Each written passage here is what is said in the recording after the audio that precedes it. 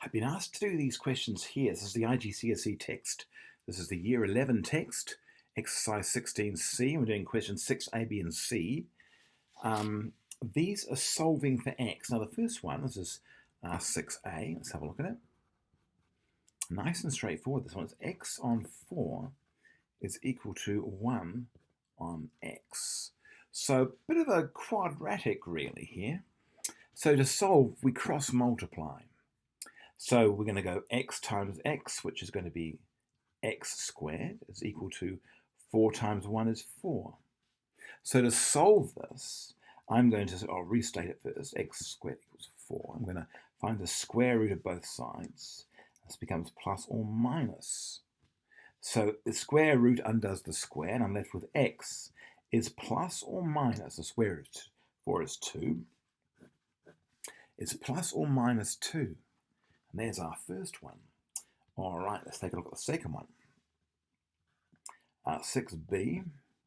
6b says 5x, 5 on x, is equal to x on 2.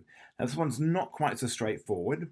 Let's have a look. We're going to have x times x. And it doesn't matter which order you do them in, but I like the x on the left side because I want to make that the subject. So x times x is x squared. You can put it on the other side if you want. 5 times 2 is 10. So again, I'm going to undo the square by finding the square root. So find the square root of this side, plus or minus, finding the square root of the other side. That's a 10, by the way. Looks like it's disappeared. The square root undoes the square, leaving me with an x. It's plus or minus. Now, I can't resolve the square root of 10 easily. I can obviously find the square root of 10 on a calculator, but best left as the square root of 10. So we're leaving it in what we call surd form. All right, let's have a look at the next one, 6c.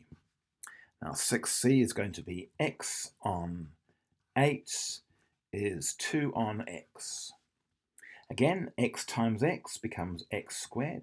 2 8s are 16, and immediately I can see an opportunity here. X squared is equal to, and I'm going to plan this out a bit better this time. I'm going to put the 16 over here because I'm going to find the square root of that.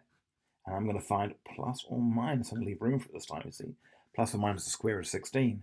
Square root and the square cancel each other out, leaving me with x is plus or minus 4.